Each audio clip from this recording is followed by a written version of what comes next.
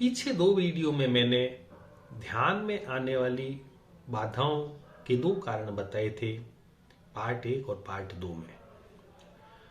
आज मैं आपको एक तीसरी जो ध्यान में बाधा आती है उसके बारे में थोड़ा बताना चाहूंगा।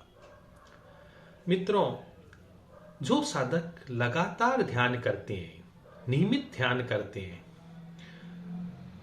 कुछ दिन, कुछ सप्ताह, कुछ महीने, कुछ वर्ष जो लगातार ध्यान करते हैं, उनके ध्यान की स्थिति में समय समय पर परिवर्तन होते हैं और उसमें परिवर्तन में साधक कुछ न कुछ असमंजस में आता है। क्या असमंजस है, इस बारे में बताना चाहूंगा। मित्रों, सामान्यतः साधक ये सोचता है कि जितना मैं ध्यान करूंगा उतनी ही शांति मेरी बढ़ेगी, उतना ही आनंद मेरा बढ़ेगा। और वह ध्यान लगातार इसलिए करता है ताकि शांति, आनंद क्रमिक रूप से बढ़ता ही जाए। लेकिन मित्रों, ध्यान जैसे जैसे हम करते हैं, शुरुआत में ध्यान में हमें बहुत शांति और आनंद मिलता है, लेकिन एक निश्चित समय के बाद वह शांति और आनंद खोने लगता है और पुनः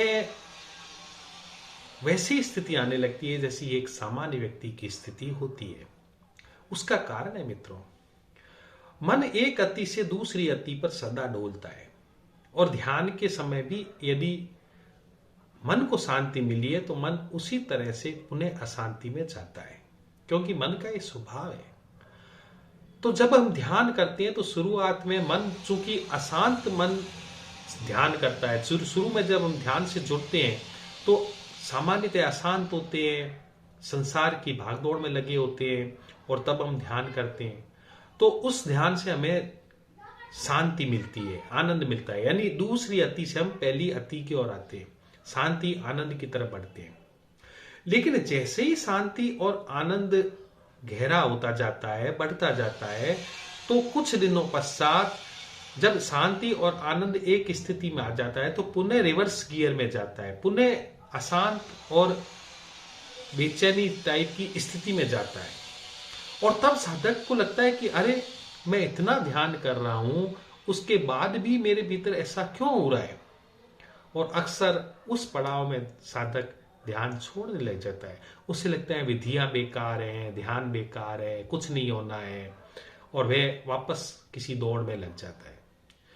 तो जब एक अति से दूसरी अति की ओर हम जाते हैं तो वापस ये आवश्यक है कि पुनः एक अति से दूसरी अति की ओर भी देखें अपने आप को।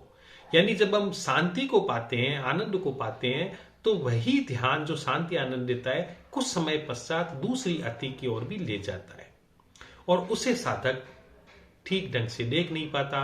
वहां वह अपने आप को असहायता पाता है और ध्यान छोड़ने भी लगता है।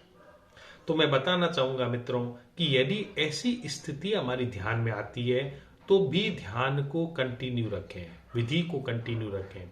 मात्र इतना आप करें कि जो विधि आप कर रहे हैं, ध्यान आप कर रहे हैं, उसमें थोड़ा अपनी अवेयरनेस को जोड़ें और जो अशांति, जो बेचैनी यदि आपके भीतर आ रही है तो उसे अवेयरनेस के साथ देखना प्रारंभ करें, ताकि हम शांति को भी समझा हमने ध्यान के माध्यम से और ध्यान के माध्यम से अशांति को भी समझें, ध्यान के माध्यम से बेचैनी को भी समझें।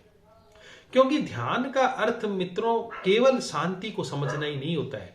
ध्यान का अर्थ है हम पूरे जीवन की हर स्थिति को समझें, पूरे जीवन की जो हमारे मन की स्थितियां हैं उन सभी से वाकिफ हों। और जब हम सारे मन की स्थितियों से वाकिफ होते हैं तभी हम मन से पलायन कर सकते हैं, तभी हम मन के पागलपन को ठीक ठीक समझ सकते हैं कि यह तो सदा ही घड़ी की पेंडुलम की तरह इधर उधर डोलता रहता है। जब हम एक स्थिति से दूसरी स्थिति को भी देखते हैं, दूसरी स्थिति से वापस पहली स्थिति को भी देखते हैं, तभी हमें समझ में आता है कि मन का तो सदा ही यह खेल है कि वह एक अति से दूसरी एक अति और दौड़ता रहता है। और तब हम इस मन की मूर्खता को समझ करके मन से पार हो सकते हैं।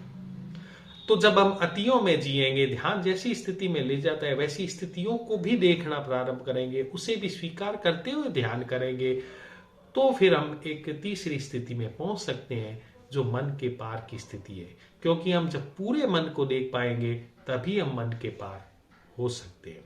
तो इसलिए यह भी एक बात साधक के लिए बहुत महत्वपूर्ण होती है कि ध्यान के समय अगर वह लंबा ध्यान कर रहा है, काफी दिनों तक कर रहा है, तो एक स्थिति ऐसी आती है जहां ध्यान ऐसा लगता है कि ध्यान कुछ रिजल्ट नहीं दे रहा है, कुछ परिणाम नहीं दे रहा है, ध्यान से कुछ हो नहीं रहा है।